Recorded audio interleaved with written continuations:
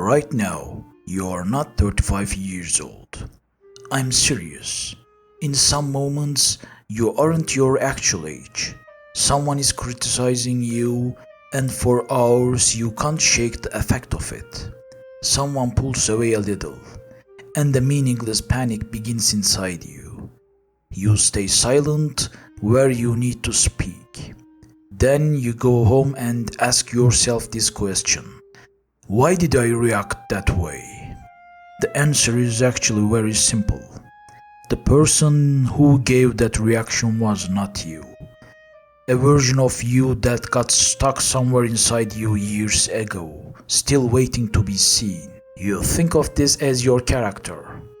There is a side of you somewhere inside that has stopped in time and hasn't grown up. The brain stores some moments exactly as they were, especially things experienced at a young age. And the things you felt in those moments don't disappear. They simply wait for the moment to be triggered. Perhaps you are like this too. In daily life, you are calm, rational, and balanced. But there are certain exceptional situations. A tone of voice, a look, a particular word, a moment when someone ignores you. In such situations, your reaction is sometimes completely disproportionate. Thinking about it afterward, you yourself realize you overreacted and wonder why.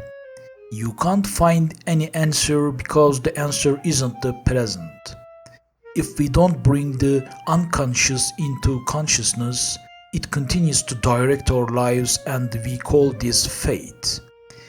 Is there a recurring theme in our lives? Do we always attract the same kind of people? Do we stuck in the same place every time? Do career, love, and friendship relationships progress with similar repetitions? These repetitions are not a coincidence. That child drew some conclusions from the experiences they lived. Perhaps they concluded that they needed to be perfect in order to be loved. Perhaps they arrived at the judgment that if they got too close to people, they would ultimately be abandoned. Or they thought, if I'm successful, I will stand out too much and then I will become vulnerable. These judgments may have been very logical ones, because you formed these judgments with the knowledge and skills you had at that age. But neither is the environment the same environment, nor do you have the same lack of experience. Ask yourself this: how many times in your life have you started something like an adult but then behaved childishly? You knew you were right but couldn't say it. You prepared very well for an exam but froze during it. You loved someone very much, but just as you were about to get close, you always pulled away with some excuse.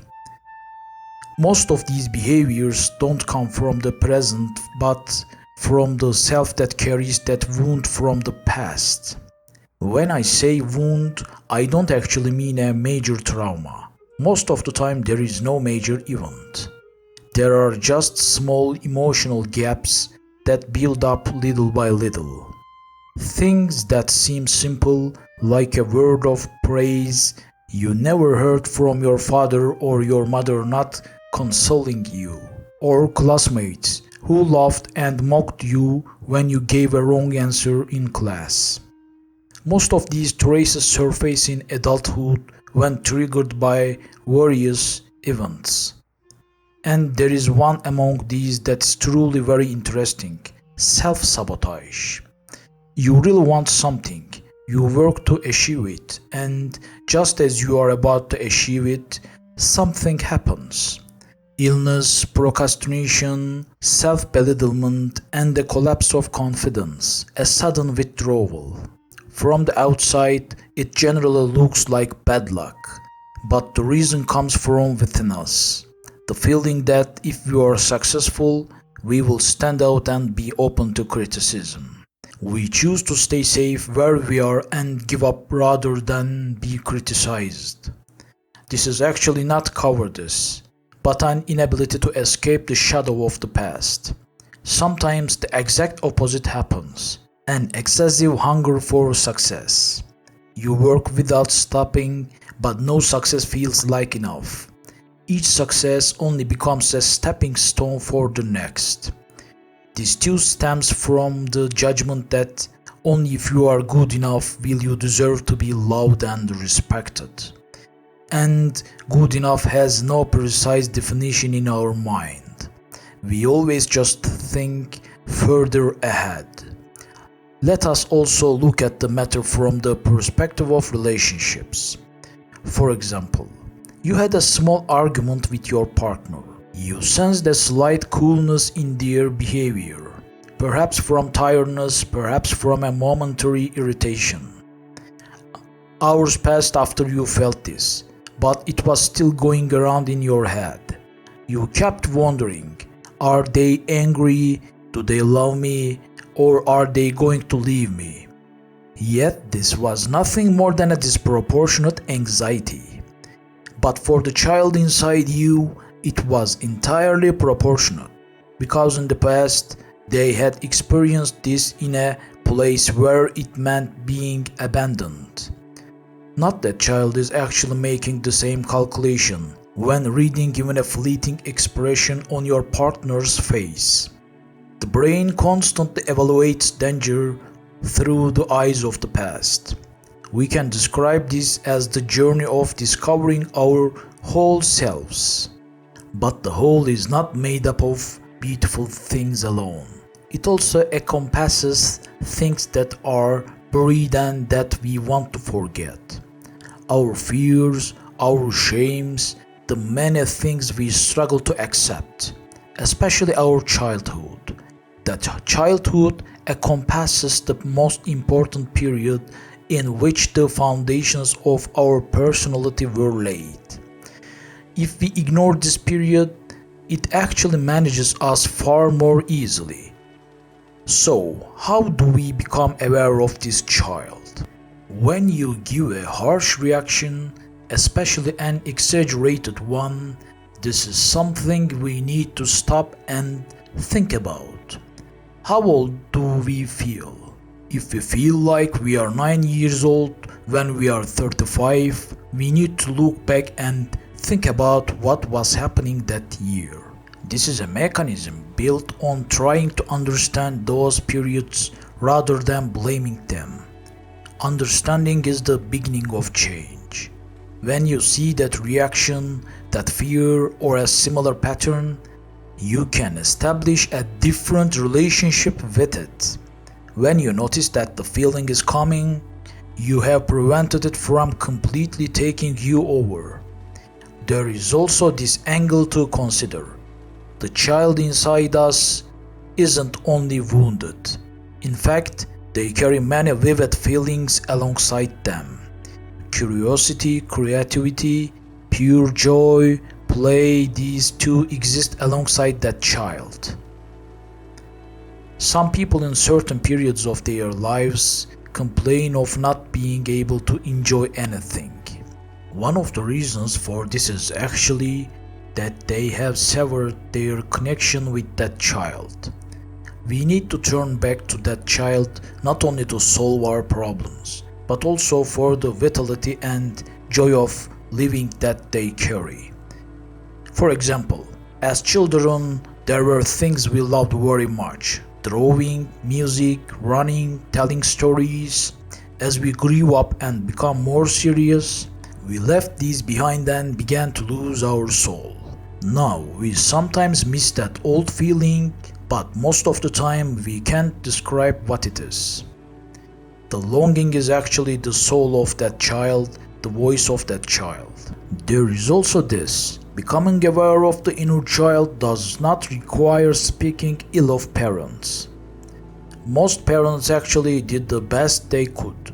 The circumstances need to be understood rather than blamed. They raised us with their own understanding and capacity. Of course, this doesn't mean that what they passed on has no effect. Understanding them is one thing, tracing the marks they left is another. The most critical point here is being honest with ourselves.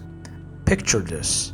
You are in an important work meeting and you have a wonderful idea in mind, but you don't want to speak. While you are thinking, someone says something very similar and everyone nods in approval. And you experience a small regret for not having shared your idea.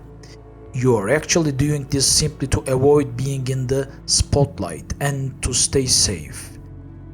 We can change these patterns over time. Letting go of those defense mechanisms that once worked feels like turning off a security system in a computer.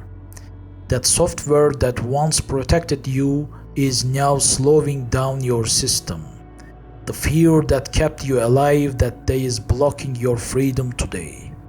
It's time for an update, saying, I don't need this now, and giving up these habits can feel vulnerable at first. But this is a phase of trust, a process that grows stronger through small experiences, like new code being written over the old software with each new reaction. As you gain these small wins, the foundation becomes more solid. It's not about healing, it's about noticing. Noticing and not suppressing it, making contact with it. These aspects of ourselves generally tend to protect themselves. They want not to be lost but to be seen. Transformation begins with stopping waiting for something from the outside. We need to meet that need with our own consciousness and strength. First, we must become aware and see this side of ourselves. From this moment on, we no longer have to live with it as it was. We can stop whenever we want. We can think before reacting. We know that this feeling exists within us, but we are not just this feeling. It will perhaps stay there, but now you will be the one managing it.